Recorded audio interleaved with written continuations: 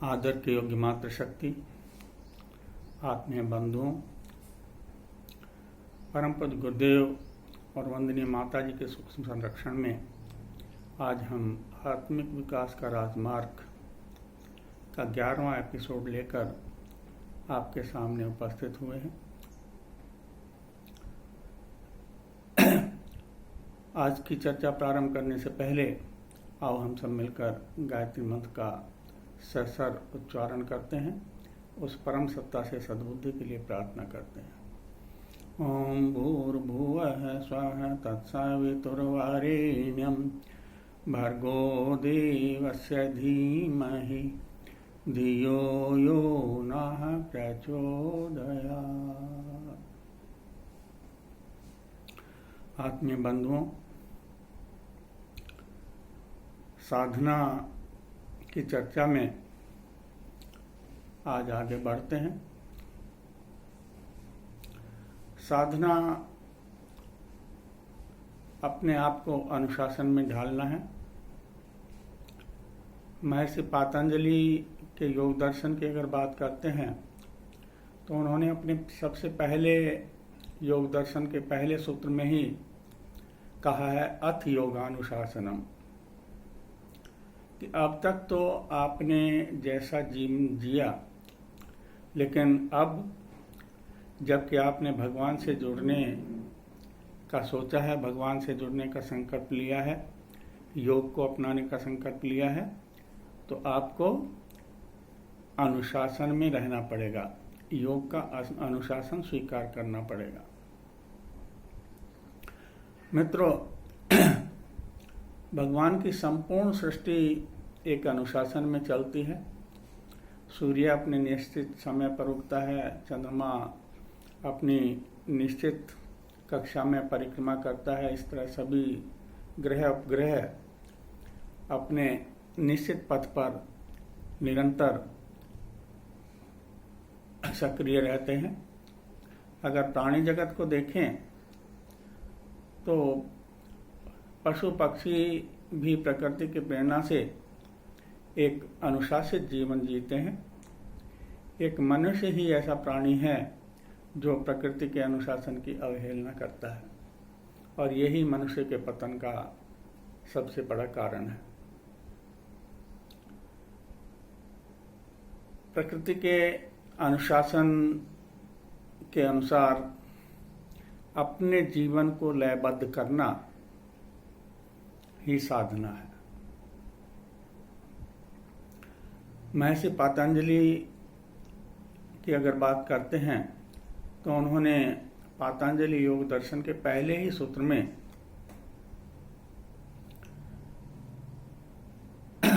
हमें निर्देश दिया है अथ योगानुशासनम, कि अब तक तो आपने जैसा भी जीवन जिया, जीते रहे, ठीक है, लेकिन अब जबकि आप भगवान से जुड़ने की बात करते हैं, आपने भगवान से जुड़ने के बारे में सोचा है, योग का संकल्प लिया है, तो आपको अपने जीवन को अनुशासित करना ही होगा, जीवन को लयबद्ध करना ही होगा।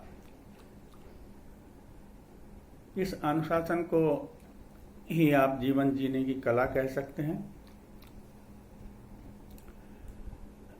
पातंजलि ने अनुशासन के रूप में हमें यम नियम के 10 सूत्र दिए हैं। 5 यम हैं, 5 नियम हैं। वैसे अष्टांग योग दर्शन के 8 अंग हैं, जिनमें यम, नियम, आसन, प्राणायाम और प्रत्याहार तक साधना का पक्ष है, और इससे आगे धारणा, ध्यान और समाधि ये उपासना पक्ष है। परम पूज्य गुरुदेव ने पातंजलि योग दर्शन के ऊपर छोटी छोटी सी पुस्तकें लिखी हैं, 3 पुस्तकें। पहली पुस्तक में यम नियम है, दूसरी पुस्तक में आसन और प्राणायाम है, और तीसरी पुस्तक धारणा, ध्यान और समाधि है। अगर आप इनको पढ़ना चाहते हैं, देखना चाहते हैं, तो मेरे पास तीनों किताबें उपलब्ध हैं। छोटी छोटी सी किताबें हैं, आप बड़े आराम से उनको पढ़ सकते हैं। और यदि और गहराई में जाना चाहते हैं तो श्रद्धेय डॉक्टर प्रणव पांड्या जी ने एक ग्रंथ की रचना की है, अंतर जगत का ज्ञान विज्ञान। इसमें पातंजलि योग दर्शन की विस्तृत व्याख्या की गई है और 4 भागों में ये पुस्तक है। जो लोग और गहराई में जाना चाहते हैं वो उस पुस्तक का अध्ययन कर सकते हैं।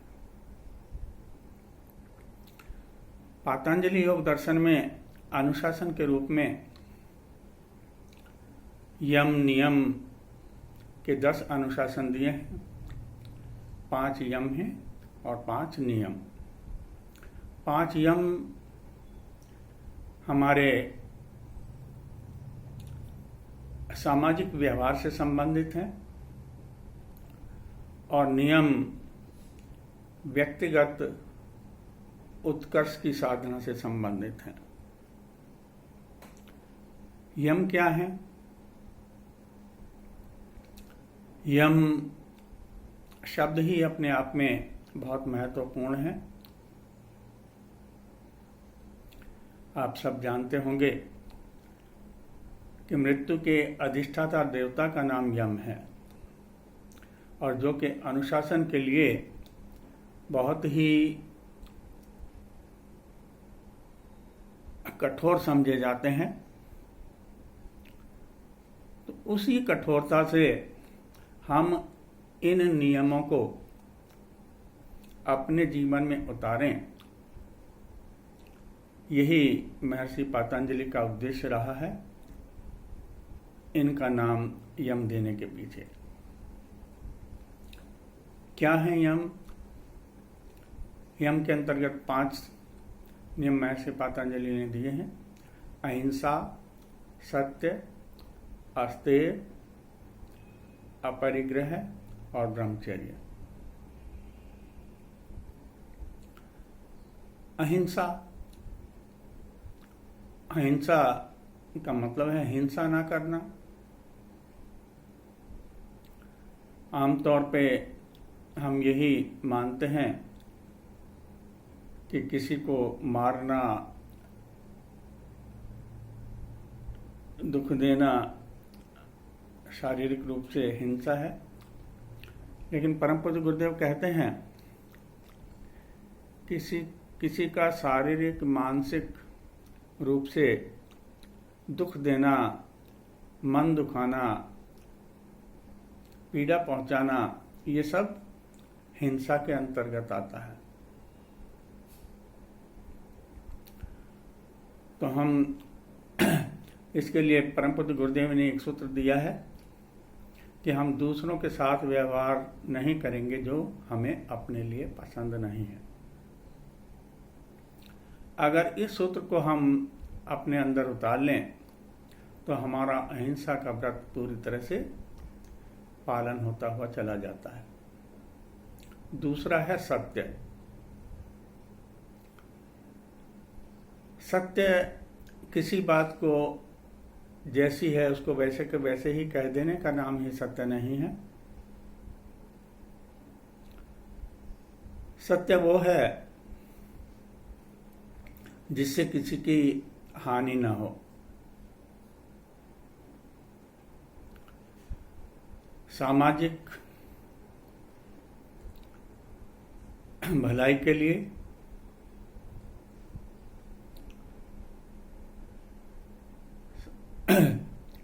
जन सुविधा के लिए अगर हम किसी ऐसी बात को छुपाते हैं जो कि सत्य है तो वो सत्य ही रहेगा। किसी ने कहा है सत्यम ब्रूयात प्रियम ब्रूयात न ब्रूयात सत्यम अप्रियम। कि सत्य बोलो, लेकिन प्रिय लगने वाला सत्य। अप्रिय लगने वाला सत्य नहीं बोलना चाहिए, नहीं कहना चाहिए। तीसरा सूत्र है अस्तेय। अस्तेय का मतलब चोरी ना करना, किसी दूसरे के हक को नहीं छीनना,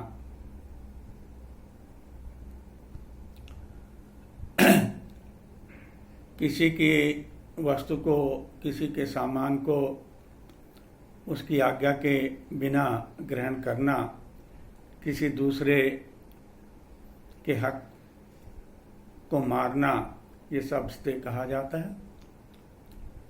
तो महर्षि पतंजलि कहते हैं कि हमें किसी दूसरे के हक की चीजों को नहीं लेना चाहिए। अहिंसा, सत्य, अस्तेय, अपरिग्रह।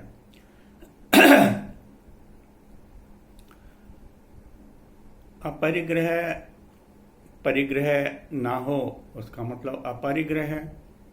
परिग्रह का मतलब है सांसारिक संसाधनों का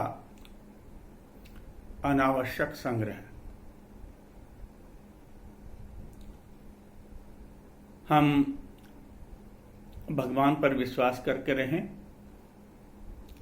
और जितना हमें मिलता है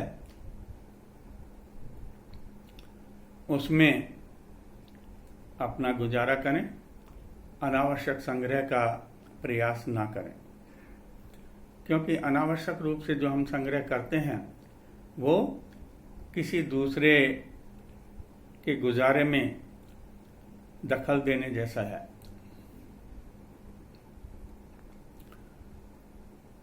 और इसके बाद अंतिम जो नियम है वो है ब्रह्मचर्य। ब्रह्मचर्य का अर्थ आमतौर पे वीर्य संरक्षण से ही लिया जाता है, लेकिन ये थोड़ा अर्थ गहरा है। जो व्यक्ति प्रत्येक समय ब्रह्म में विचरण करता है, ब्रह्म का ही ध्यान करता है, प्रभु का ही ध्यान करता है, उसमें निमग्न रहता है, उसको ब्रह्मचारी कहा जाता है। वीर्य संरक्षण तो अपनी जगह महत्वपूर्ण है ही। परम पूज्य गुरुदेव ने एक छोटी सी पुस्तक लिखी है, ब्रह्मचर्य हमारी आवश्यकता। उस पुस्तक को आप विस्तार से पढ़ सकते हैं। तो ये 5 यम हैं।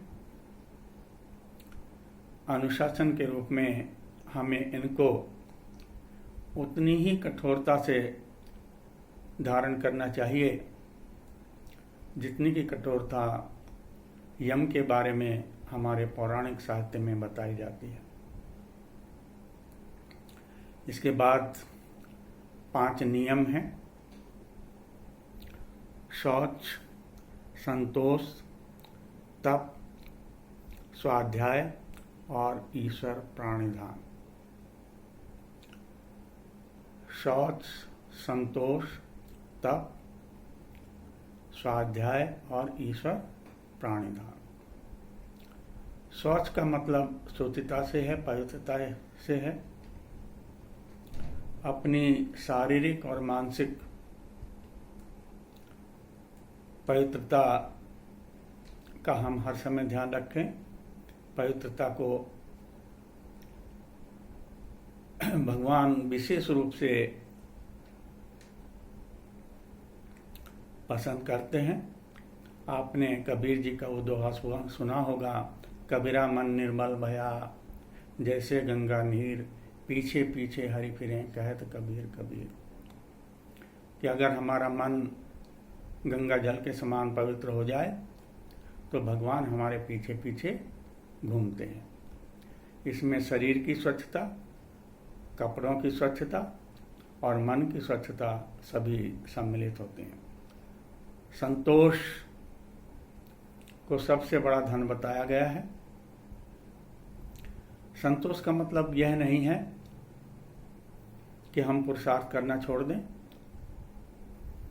पुरुषार्थ करें, लेकिन उसके फल में जो कुछ हमें मिलता है उसको ईश्वर का प्रसाद मानकर उसमें संतुष्ट रहना।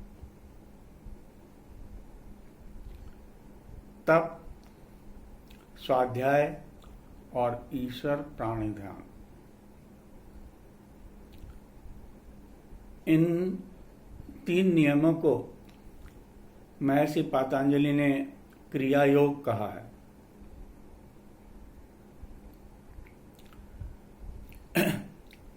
तप क्या है? विपरीत परिस्थितियों में भी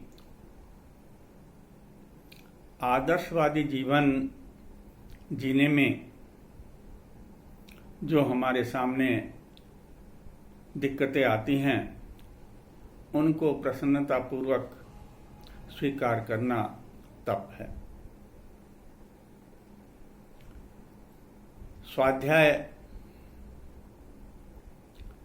स्वाध्याय का आमतौर पर अर्थ अध्ययन करने से लगाया जाता है।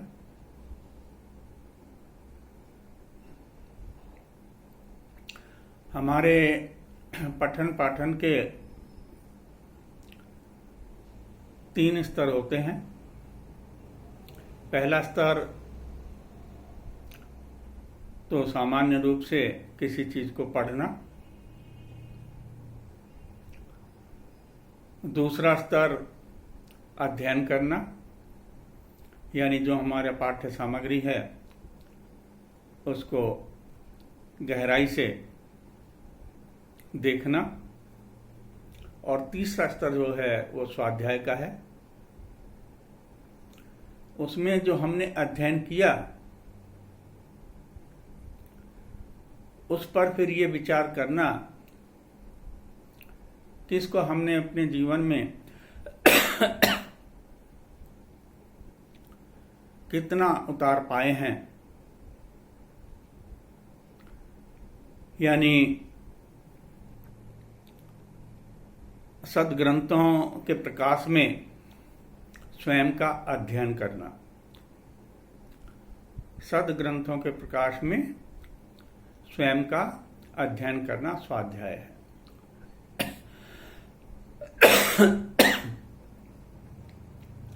पांचवा और अंतिम बिंदु है ईश्वर प्राण ध्यान। ईश्वर को धारण करना। ध्यान देने की बात है। यहाँ महर्षि भगवान की पूजा, आराधना, उपासना के लिए नहीं कहते, उसको धारण करने की बात करते हैं। उसको धारण करने को कहते हैं। अर्थात हम सब हर समय यह एहसास करें कि ईश्वर हमारे अंदर है, हमारे रोम रोम में बसा हुआ है, हमारे साथ है और हम ईश्वर की साक्षी में जीते हैं। अब इसी परिप्रेक्ष्य में तप और स्वाध्याय पर पुनः ध्यान देते हैं। साधक ईश्वर की साक्षी में जीता है और वो कोई भी ऐसा काम नहीं कर सकता जो ईश्वर की साक्षी में न करने योग्य हो। इस मार्ग पर चलने में जो कठिनाई आती है उनको तप कहा जाता है। और अपने आप का अध्ययन करना, चिंतन मनन करना कि कहीं हमसे गलती से कोई ऐसा कार्य तो नहीं हो गया जो ईश्वर को अच्छा ना लगे, वो स्वाध्याय है। तप, स्वाध्याय और ईश्वर प्राणायाम, इनको महर्षि पतंजलि ने क्रिया योग बताया है। और क्रिया योग उसको कहते हैं जो हमें सीधा समाधि की तरफ ले जाता है। तो ये संक्षेप में महर्षि पतंजलि द्वारा निर्धारित अनुशासन की बात हम लोगों ने की। लेकिन यहाँ एक विचारणीय तथ्य यह है कि महर्षि पतंजलि ने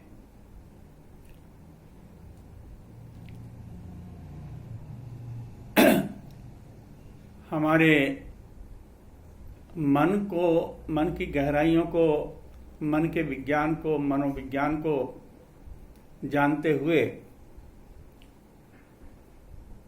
हमें ये निर्देश दिए, लेकिन एक महत्वपूर्ण चीज उन्होंने छोड़ दी, जो कि है आहार।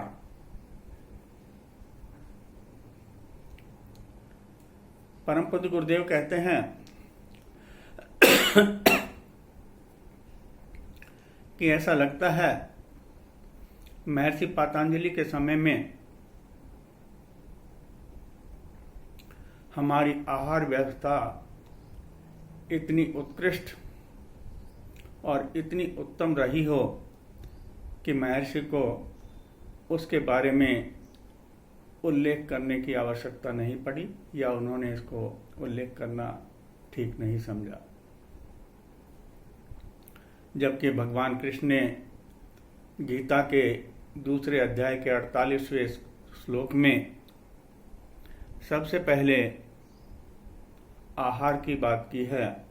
युक्ताहार विहारस्य युक्तेष्टस्य कर्मसु युक्त स्वप्नावबोधस्य योगो भवति दुःखः। यहाँ सबसे पहले युक्त आहार की बात भगवान कृष्ण करते हैं। परम पूज्य गुरुदेव ने तो अपने जीवन में आहार संयम का एक उत्कृष्ट उदाहरण देकर खुद अपना उदाहरण प्रस्तुत किया है। आगे की चर्चा अगले एपिसोड में करेंगे। इसी के साथ ही आज की बात समाप्त करते हैं। आप सभी का बहुत बहुत धन्यवाद।